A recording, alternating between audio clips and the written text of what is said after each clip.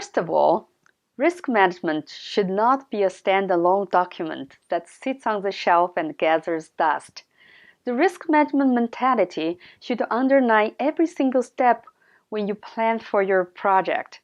Sometimes we tend to ignore the signs of small risks and let them grow bigger until they become a disaster. Scheduling risk is a good example in this regard. Risk number 1, schedule creep. The number one risk we commonly run into in a MOOC project is a schedule creep.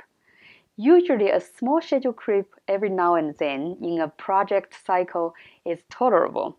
But if no corrective action is assumed and the root cause is not identified and eliminated, a project can face serious delay or even total failure. In the MOOC business, once you have listed your course in the catalog and people start signing up, you are sort of past the point of no return.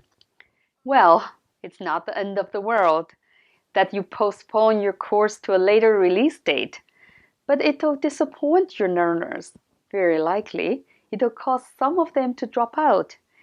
If you do this a few times, it'll seriously damage your reputation as a MOOC producer and jeopardize the trust of your target audience. The platform who provides the hosting services free to you may lose their confidence in your team and withdraw their support.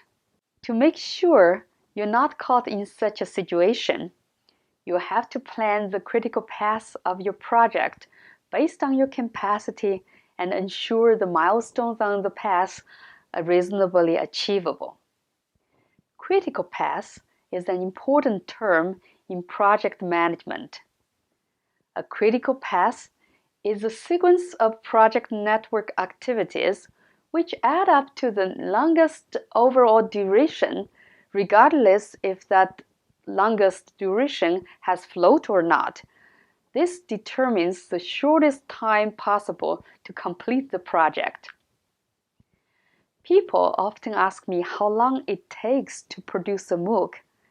As with the how much question, it's impossible for me to answer without looking at the scope of your project and the resources you have.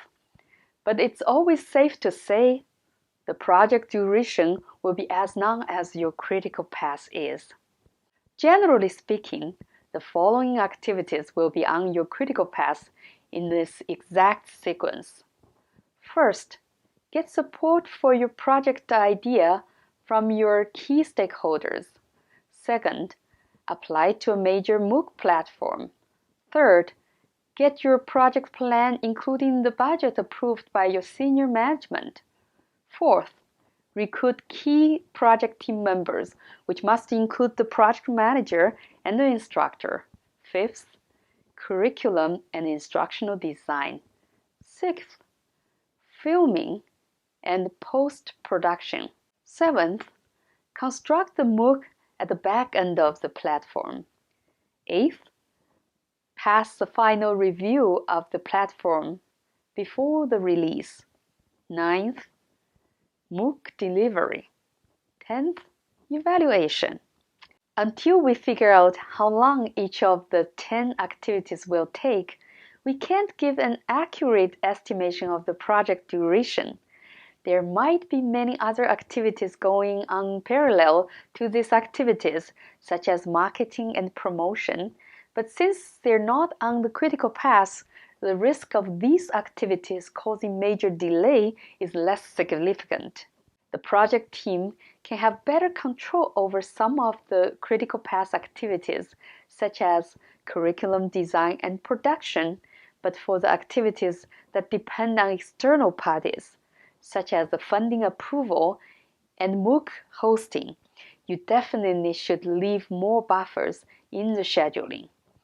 But adding buffers is not always a solution, especially because you want to keep up the momentum of your good work. If the release of the project has to coincide with the launch of an event, you may want to make sure you apply early to the external parties to get as much leeway as possible. The platforms deal with many courses at the same time, and they have their own schedule to manage.